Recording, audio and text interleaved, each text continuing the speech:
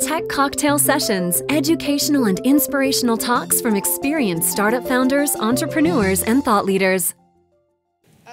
Well, okay, so I'll disagree. Well, first of all, by the way, University of British Columbia has data to support that higher bar for distance, John.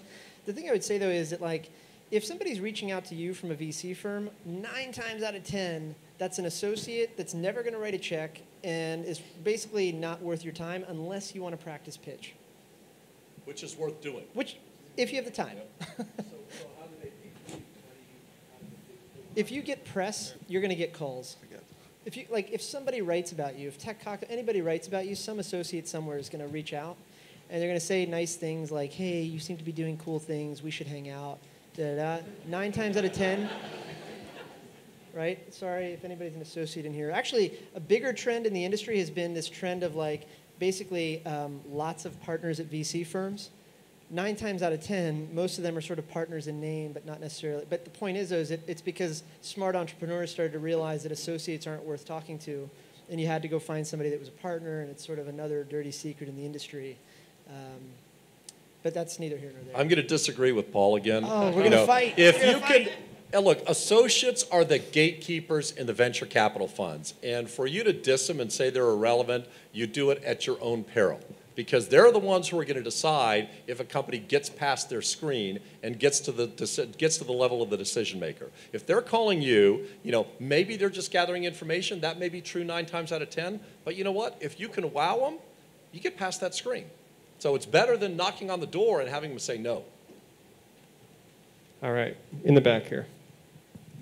Since Paul asked, I'm going to flip this. I'm going to flip the dating game. And have worked with... I like you.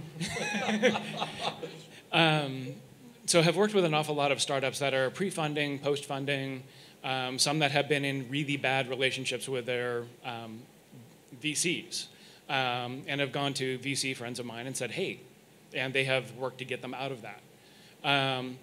So one of the things that's really helpful with a VC or an angel is being a really good advisor. How do you pitch your advising? And often that's more valuable than the money that they get, particularly at the first round. You don't pitch it. You just start giving them advice, and they should judge you on whether it's worthwhile advice. I mean, a lot of times, the benefit we do provide is, I've been involved in the trenches with 30 startups in a particular area. So I can tell them, here's the next three things that are going to break in your business. Here's what you should focus on. Here's the 3 things I think you should do with your selling. And if my advice is good in that moment, I don't have to say anything about my future advice. My advice has to be good from the first meeting. If they can leave there and say, that's some useful stuff. Is it always right? No. The fun part of this work is nobody really knows. That's where it is just such a great adventure to say, we don't know what's going to happen. Here's our best thought. Let's take a shot. So you've got to hear it in the moment. I think that it's a very funny slippery slope. If a VC said, I'm always right or mostly right or whatever, that chemistry, the chemistry of, I think I can help you. I think that I can should be obvious. And if I can't make it obvious, or somebody can't make it obvious to you, that's where you get the bad relationships. So your setup was perfect, which is it's a dating game.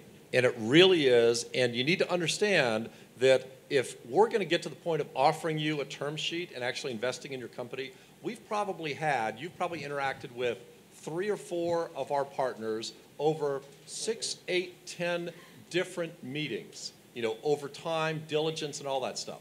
During that time, we're gathering information about you, and you're gathering information about us. When we're going through negotiating a term sheet, we're gathering information about you. If you're sitting there saying, no, I really want a higher percent of the company, that sends a very different signal than if you're saying, I need to make 280 grand because I'm divorced and I got a mortgage and I got child support and all this kind of shit. That's a very different message. And that's all signaling, and it's part of the dating game. And By the end of that process, if you're not comfortable with the person on the other side of the table, you should walk away, because we will if we're not comfortable with you. So I think that's great advice for traditional venture capital. I do think it's different, though, for the kind of upstarts in the field. So there are a number of innovators in early stage finance who have essentially created ecosystems. So I think 500 Startups is a very good example of that, where, I don't know, Paul, how many mentors were in the 500 Startups ecosystem? I think there's 192 active. Yeah, I think there's 192 yeah, active. and how many you kicked out? So every month, I don't know that we want to disclose this, but I would just say every month a lot disappear and a lot get added. Yeah. But that's right. You could be talking with Paul, and is Paul's advice any good? Maybe maybe not. But there are 192 really active mentors who have been incredibly well curated. Similarly, with something like AngelList, where you're not going to get some great advice from someone who works at AngelList, but you're part of an ecosystem. I'd like to think Next Gen Angels maybe falls into that category where you are, as a portfolio company, you have resources available that are beyond a single point of contact. In a venture capital firm, it's a firm, but it's mostly who is the partner, and do you get along, and do you value that advice?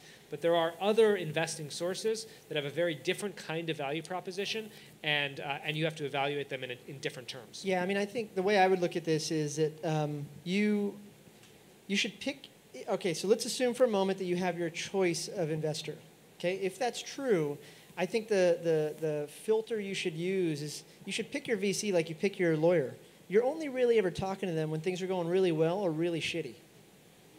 In a world like that, you want to have a good relationship with them. You want to know that you can trust them, and you know that there's gonna like Don was saying earlier, there's a lot of bad days, there's a couple good days, but That being said, I think aside from everything else, I think one of the things that investors, angels or VCs, I think one of the things we're really supposed to be doing now is that we're becoming, and I guess in the old days, we used to be the people with the answers of some sort.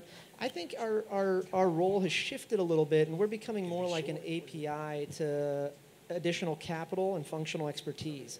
Sometimes we know the answer, sometimes we can pull the trigger, but more often than not, we're shifting you to somebody else that we know. Right, I would guess, and Don, you tell me if I'm wrong, but if you, let's say one of your founders said, oh, we're trying this new PPC campaign, and we don't know how to do it. I know for me, I don't know how to answer that question. I would bet that Don would say, I think you should talk to this person over at Living Social because this is what they do in their day job, and maybe they'll have lunch with you next week or something like that. All right, we've got to kind of start wrapping it up here. So we've got a couple more quick questions, and then one lightning round, and then we're going to have a few more. Lightning round. 42. Yeah. Ready? Break. Go ahead. Okay. Hi. Do you accept any meetings where we are not really expecting funding, but we may be expecting funding down the line, like 6 months or 1 year, but we'd like to present what we are doing right now and see how interested you would be. If you're serious, okay. I love when most people are like, oh, I just want to meet, and then 30 seconds later they want money. Just if you're serious about it, I think yes, absolutely. Okay. Next question here. John, this would be more for you and Sung. If you've already raised your first round of capital for a company, the friends and family round, and you've already gotten a sophisticated investor to come and invest, and you're looking for the round to really launch because the product's ready, is that more significant to you than an early stage startup situation? Well, for us, both are very relevant to what we do because we invest at all points of the spectrum, early stage, venture, as well as growth. But in that particular situation, what you would want to do is be very targeted and go to the investors, and in particular, find the partners even within an investment firm that are focused on companies at that stage of growth.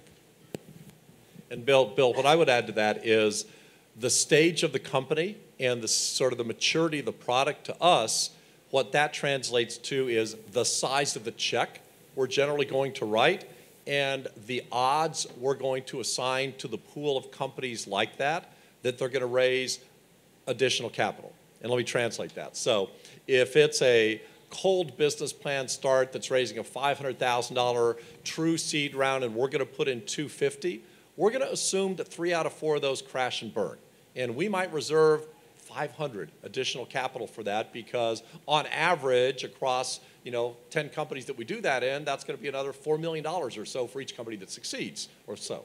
At the other extreme, if you're raising a $5 million round, you're at $1 million run rate, you got $3 million run rate in sight, we might do 2.5 of a $5 million round, and we might keep $5 million in reserves, and we might assume that 60% of companies in that bucket are going to make it. So, for us, it's more a calculation of how much money do we put in, how do we gate your chances of success relative to other companies there, and that calculates how much capital we have to keep in reserve.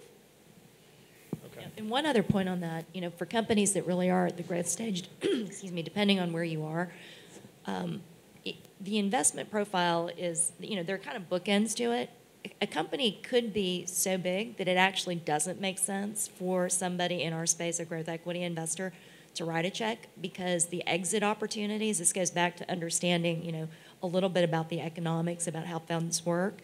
There might not be enough acquirers, for example, that could actually write a check big enough to create a return on the investment. At that point, a company would really be looking more towards, real pure private equity versus venture or growth capital.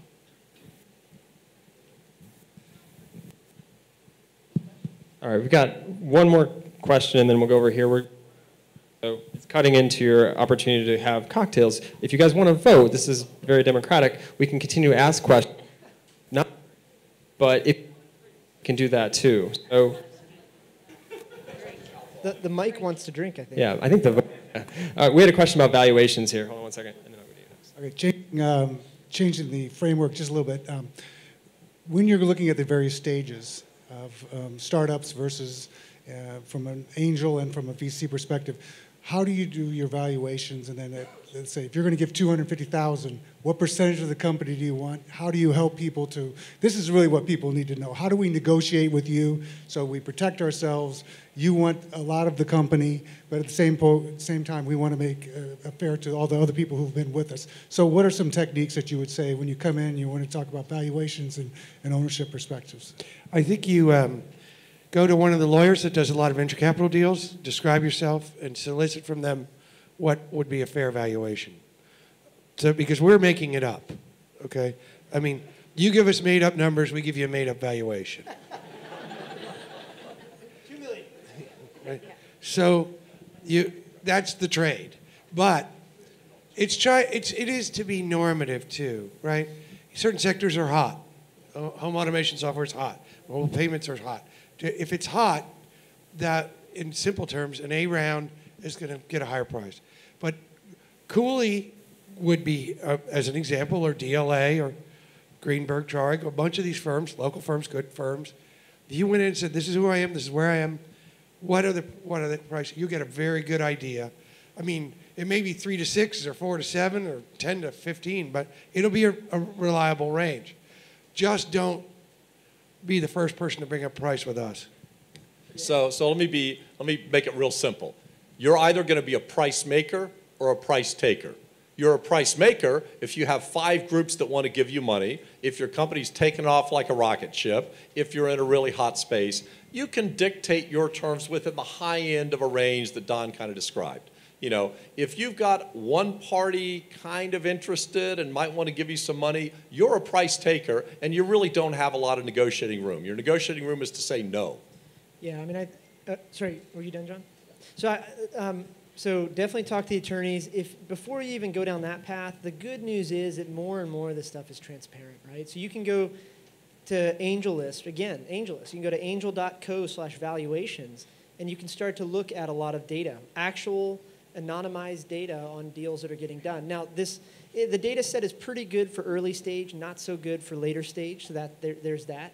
But the second thing is, like, I can't remember if it was John or Don that just said this, but the thing is, don't bring this up until you're getting close to the yes, you're falling in love, that sort of thing. But here's the good news.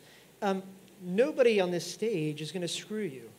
Right? 5 years ago, this world was so, it was so opaque that we could probably get away with giving you a term sheet that was a little lower or different or whatever. I'm not saying we would. I'm just saying you could get away with it. today I have more to lose if I screw you than if that extra 2%, you know, like the point is that I'm not very PC anyway, but like it's a Mexican standoff now, right? It's like I can't screw you because you're going to tell a founder. You can't screw me because I'll tell the other VCs. The other VC can't screw you because I'll find out. It's all good. It's all good. Kumbaya, my man. I trust you. Okay. We got another question in the back. Sounds like we're voting for more questions. Is that true? Okay. Over alcohol, too, yeah.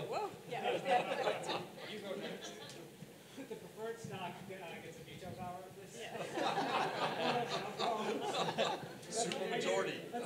We get a class vote. VC jokes. Hey, John, you mentioned that you like to see a traction in terms of users and how much time they're spending.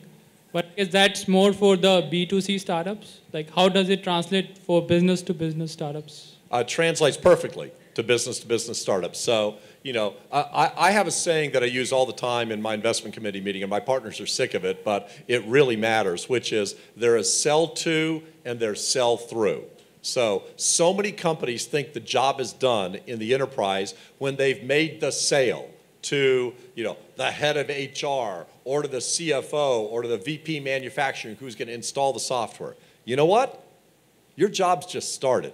Because if the people you sold it to can't deploy it within their work groups and the people in the work groups don't use it, you know, that's the last sale you're going to make. So sell to versus sell through. Sell through is engagement.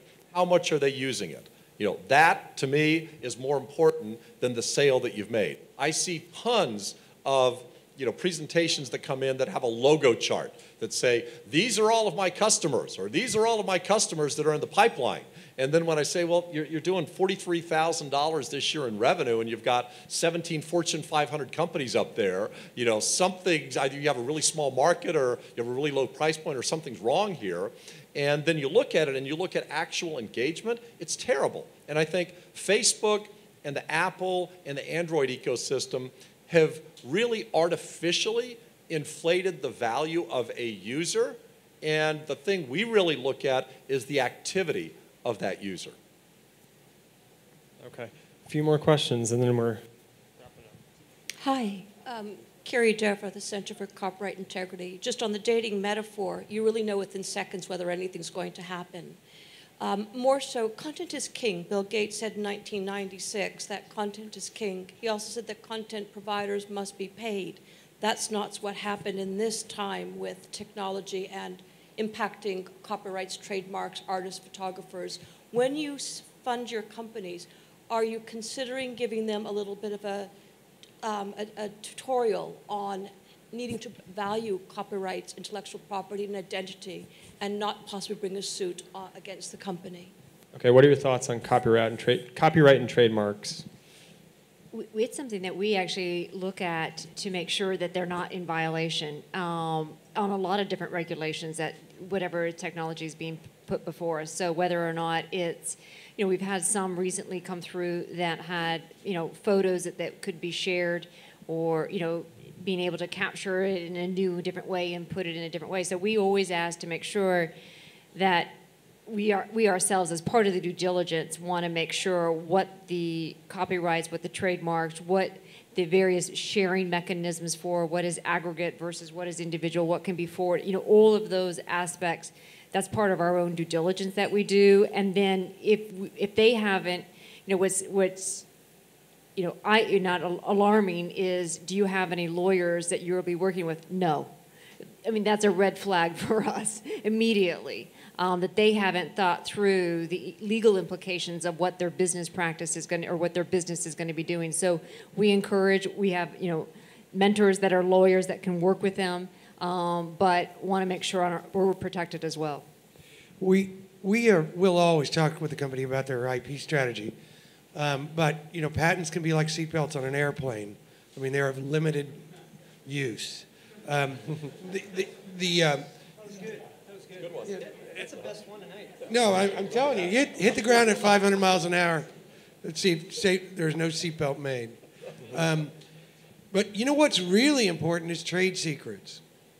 That is the thing that we spend most of our cycles on. You know, we obviously invested in Living Social from the beginning.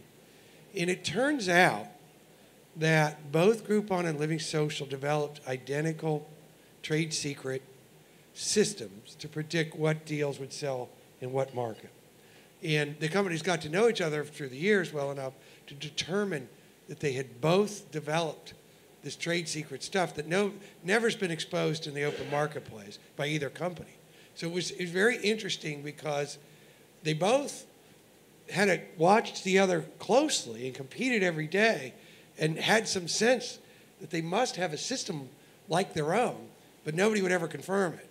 So trade secrets first, copyright second, patents third, in part because patents take forever. And if you ever get in a patent suit, you know, it's lengthy and expensive and little return is typically provided. Let me give you a perspective and a story. So the perspective is along a continuum, you either follow the law at one extreme or you break the law at the other extreme. You know, we don't want to be on the break the law side, but we're okay being in the middle where it's a gray area and you say you have to change the law. So Aereo, that just went before the Supreme Court, I would say was a legitimate gray area to put capital into. They lost in the Supreme Court. That whole law area is going to change. Uber, you know, is in a gray area. It is changing the law. So that's okay. So just consider where you are on that spectrum. So the story, 14 and a half years ago, we were the first investor in Napster.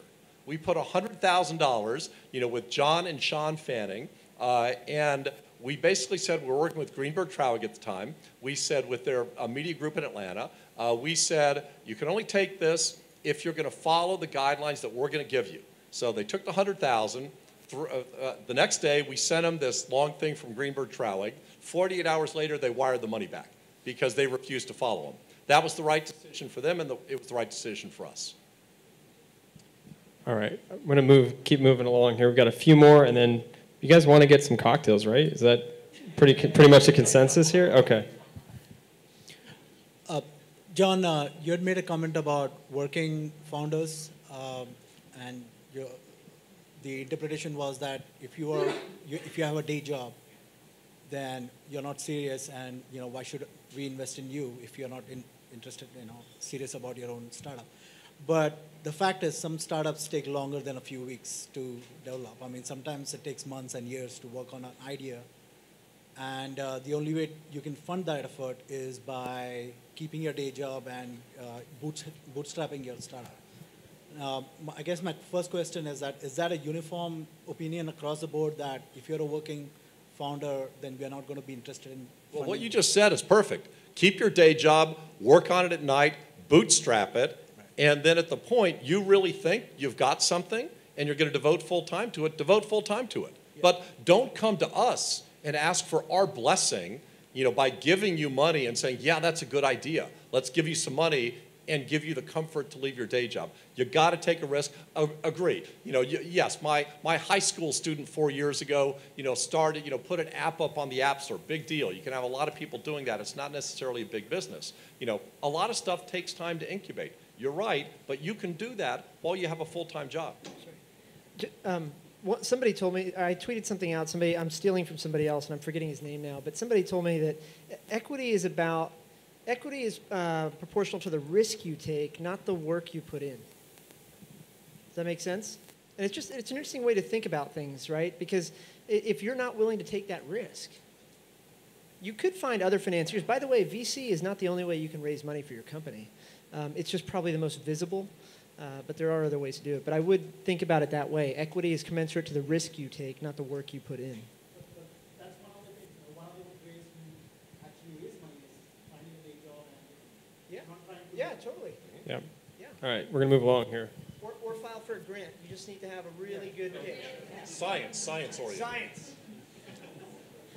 All right, very quick question.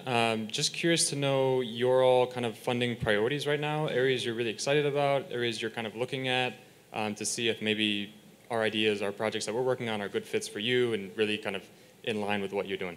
Let's do voice of Frank there.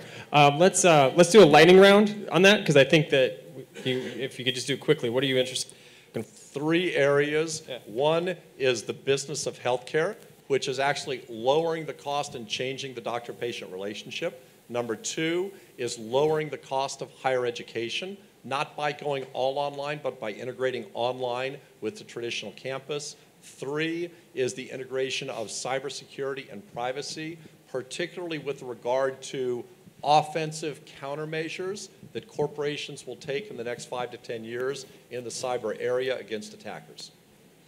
So our area is probably a lot more broad because we really are focused on the consumer experience, but what we're really focused on is how is technology being integrated into existing businesses to really kind of change the paradigm in how either a service is delivered, how a product is purchased, how a customer is acquired. So really, again, the application of technology in unique ways to existing businesses.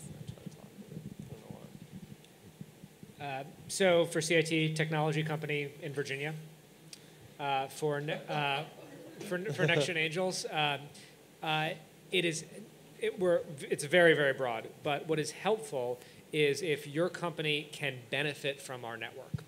And so there are certain kinds of companies where that's just not true, right? If you're sticking needles into rats for 4 years to see if they drop dead or not, I don't know how we can help. But if you're selling software to CFOs, we know a lot of CFOs. And I would say that we're very similar in that same way. Our portfolio is very broad. I would say the one thing, even though with all of our backgrounds or many of our backgrounds in our own angel group is from politics, that the last thing we want to see, the new way to lobby, the new way to fundraise, the new way to elect a candidate, not interested. Been there, done that. We're looking at other opportunities. A lot of what we're funding is so far-reaching. You know, we're expecting you to work with us for about 3 to 4 years to get your technology off the ground and to get your company off the ground. So you have to come to us with the idea. You can't play to the test with us. It really has to be your passion. That said, if there is a ton of scorched earth in the field that you are pitching, it better be a damn good pitch. If you're pitching to me a new type of solar cell, you know, you have to have done your homework, and it's rough to get funding, even at a seed stage grant for that, because you're not going to get follow-on funding. And then what was the point of us spending 3-4 years? So you just have to be realistic and come to us with that passion and do your homework. Taking friction out of people's lives. Anything that will take friction out of their life, make their life easier or better. Yeah, I'll piggyback on that. So I lean more B2B, but I've done a bunch of B2C as well, but I definitely skew towards B2B. I think the macro thing that I think a lot about now is that the line between tech and the real world is blurring in almost every industry. Certainly some industries are easier to break into, others are hard. I just, look, I'm investing everywhere now, and I think that that line's blurring. We've got a food company, Power Supply. Is it a food company or a tech company? I don't really know. Right? But so the point is that line's blurring. I want to invest right at that line. And yeah. All right. How are you feeling? You have another question? Wow. Okay, we're going to vote. Should we have one more question in the front here? How many in favor? Raise your hand. This has to be good, by the way. All right, no pressure. That's pretty much unanimous. All right, last question in the front. Have any of you invested in beauty and fashion tech startups? If not, are you willing to tap into industries that are new and unfamiliar to you? I've done fashion. I don't know much about it. I wear T-shirts every day, but I have done it. I mean, but it is a hard market to break into. We have. We invested in a company in New York that was a cold startup, 2 women, one out of Vogue, one out of Gilt, a company called Moda Operandi, which we were the only investor, only institutional investor. It was a seed investment in 2010. They'll do $50 million in revenue this year. So. So we don't have a particular focus, but we do have a company in our portfolio called Lolly Wally Doodle. It's the best name in our portfolio. In North Carolina, Rise the Rest. And it's founded by a great woman entrepreneur, Brandy Temple, and they actually do clothing for children. And so they actually do their manufacturing down in North Carolina, but they were, and I think they still are, kind of the largest storefront effectively on Facebook. So they were, again, are a technology company because they're using the technology in kind of a traditional industry, children's garments, and really blowing it out. That's a big space, though, right now in terms of both fashion and beauty and tech. We've seen lots of companies, actually. We just happen to have only invested in one so far. Anybody else want to share? This is a safe circle. Anything else you want to talk about? No one will tweet it, I swear. We need a group hug after this. Group hug? All right, let's hear it for our panel. Thank you so much.